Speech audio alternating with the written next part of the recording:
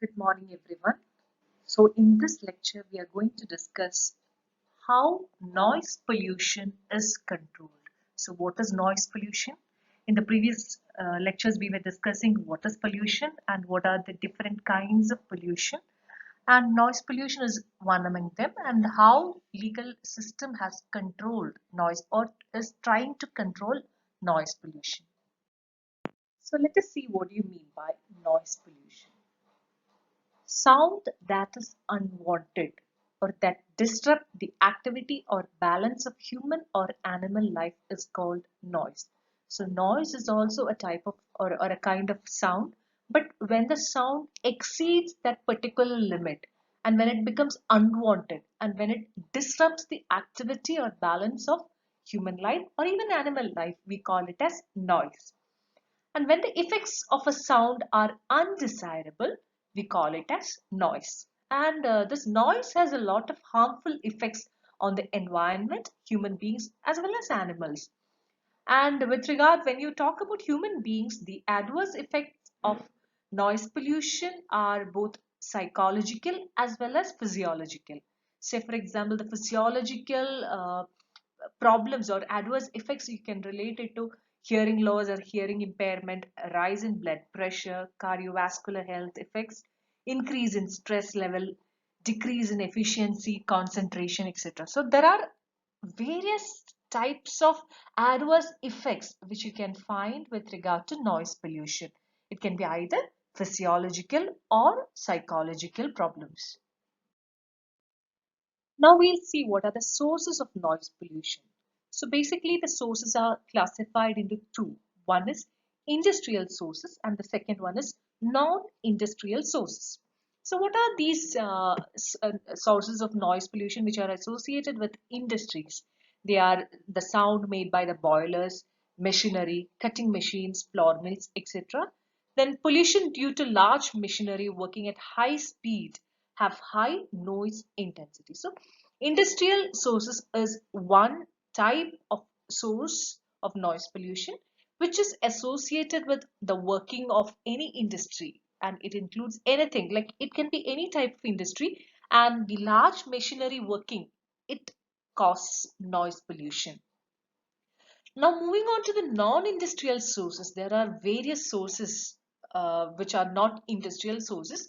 They are loudspeakers, automobiles, trains, aircrafts, construction works, domestic noise such as from the TV, radio, mixer, then religious rituals, festivals, sirens, generators, etc.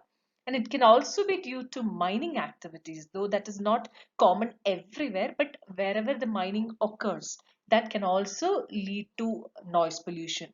Noise and vibrations are caused by quarrying equipments, heavy earth movers, blasting and drilling operations, etc. So these are basically the two sources of noise pollution. One is industrial sources and second is non-industrial sources. So noise is measured in decibels. That is a unit which is generally used to measure noise. And noise pollution is excessively displeasing. It is very difficult for many of us to withstand sound which is above a particular limit. And we call it as noise pollution. And that threshold limit of each and every individual is different also. Some cannot withstand noise at all, and it disrupts the balance of human life as well as animal life. And noise is also classified into indoor noise and outdoor noise. So that is obvious, like whatever is indoor noise can also be called as domestic noise, and outdoor whatever happens outside the household.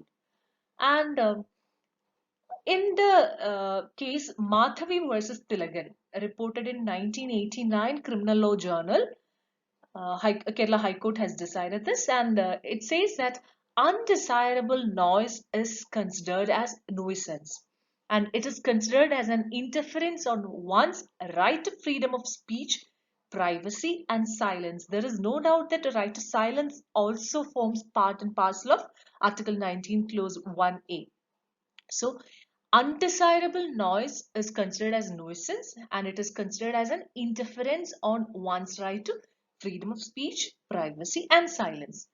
And another case, again, this is a pretty old case, Rajnikant versus State, AR 1958 Allahabad High Court decision, in which the petitioner was a political leader and he challenged the validity of municipality bylaws under which he was not allowed to use a loudspeaker in a public meeting. And the observation of court is very interesting here. Court stated that the constitution guarantees freedom of speech and expression, but it does not guarantee the use of mechanical appliances like loudspeakers and amplifiers. Now let us move on to the legal framework to control noise pollution.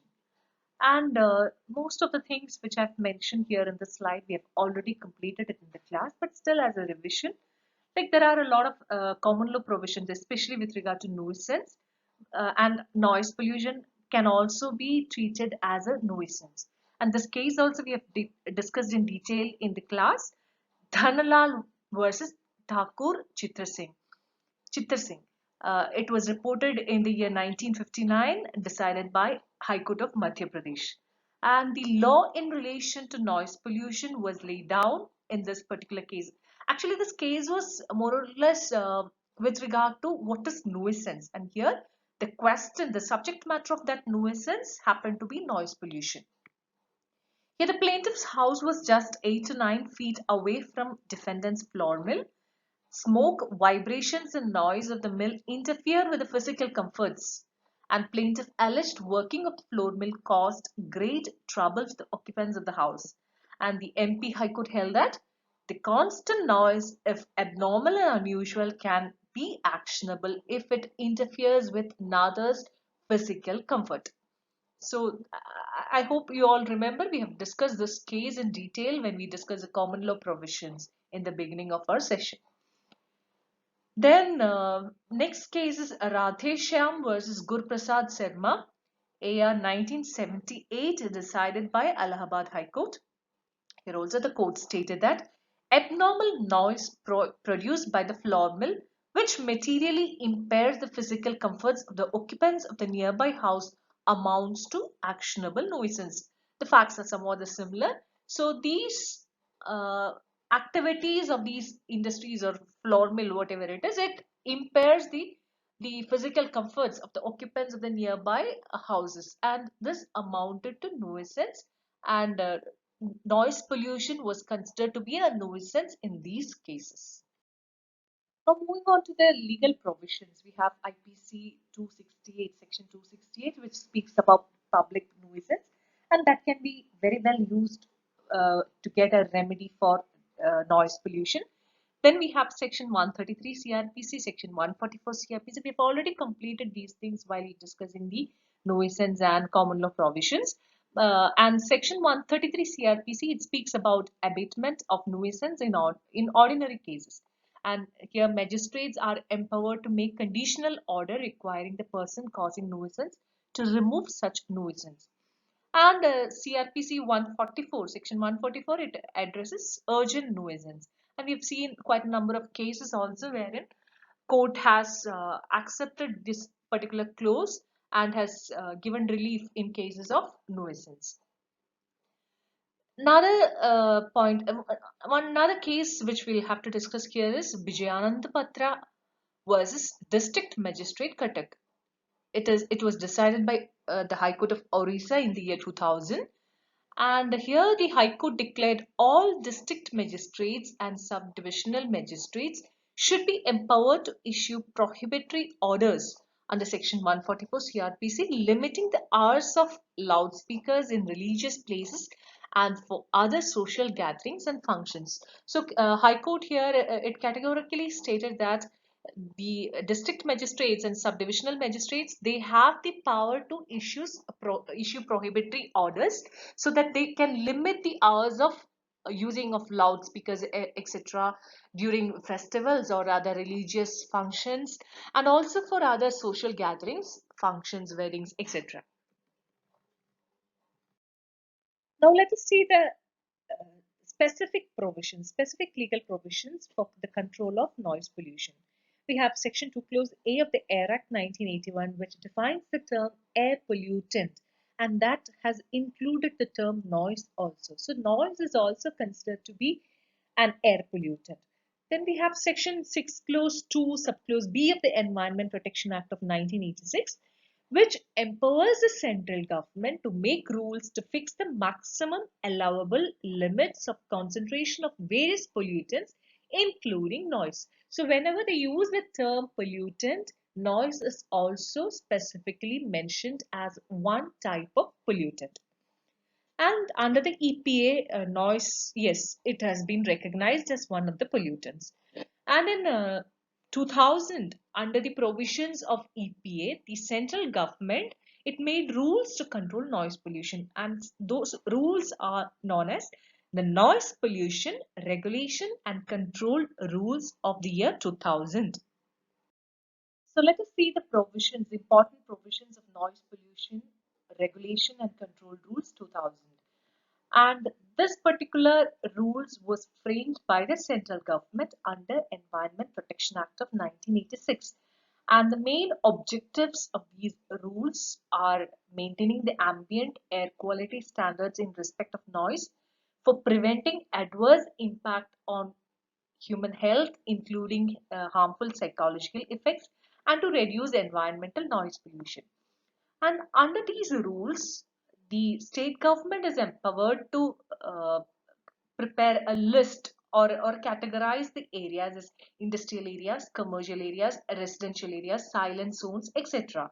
And the permissible levels of noise in these different areas are different. And silent zones are those areas within the hospitals, educational institutions, courts, etc. Now moving on to the details of the rules. Rule 4 and 5 are important.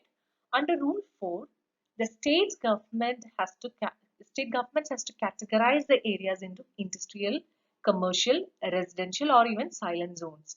And it is the duty of the state government to take measures for the abatement of noise, including noise emanating from vehicular movements. And all development authorities, local bodies, and other authorities concerned shall take into consideration all aspects of noise pollution as a parameter of quality of life.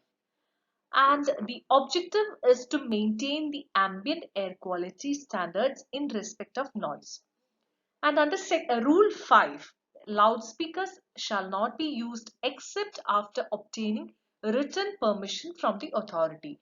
And it also says that loudspeakers, etc., shall not be used during night, that is between 10 p.m. to 6 a.m., except in closed premises such as auditoriums, community halls, etc. So these are the important provisions or important clauses in this Rule 2000. So another important area is judicial pronouncements with regard to control and abatement of noise pollution. We have a few cases given orders given either by the Supreme Court or the respective high courts. Given the list of the cases which you'll have to go through, most of the cases we have already discussed in the class. One is noise pollution versus Union of India, Supreme Court case in the year 2005. Arjun Gopal versus Union of India 2017 Supreme Court cases, which we have already discussed in the class in detail. Then P.A. Jacob versus Superintendent of Police, AR 1993 Kerala High Court decision. That also we have completed while we were discussing nuisance. Then Church of God Full Gospel in India versus KKR Majestic Colony Welfare Association 2000 Criminal Law Journal, again by the Honorable Supreme Court of India. Then MC Mehta versus Union of India in the year 1996, Volume 8 Supreme Court cases. Then Guruvayur Devasam Managing Committee versus Superintendent of Police, again 1998 decision given by Kerala High Court. Then V. Lakshmipati versus State of Karnataka, 1997 Karnataka. You can just go through these cases in detail, and in total, either these cases are related to air pollution and noise being one type of pollution, especially in the cases with regard to the firecrackers, etc., used during Diwalis and festivals in Delhi. Then you have cases with regard to noise pollution as a reason for causing nuisance. Then you can also see cases with regard to right to religion versus right to religion as well as the fundamental right under Article 19(1)(a) versus noise pollution. So these are the three categories of cases which you can see, and I want all of you to go through these cases in detail. So that's all with regard to noise pollution and control of noise pollution. The legal regulation of noise pollution in India, the judicial pronouncements with regard to control of noise pollution, and the noise rules in detail with regard to which is specifically enacted for the purpose of control of noise pollution in India. And if you have any further clarifications or doubts, you can just send me a mail at the email ID given. Uh, yeah, thank you for your patient hearing. Next class, we will start with forest and wildlife, the legal regulation or legal protection of forest and wildlife.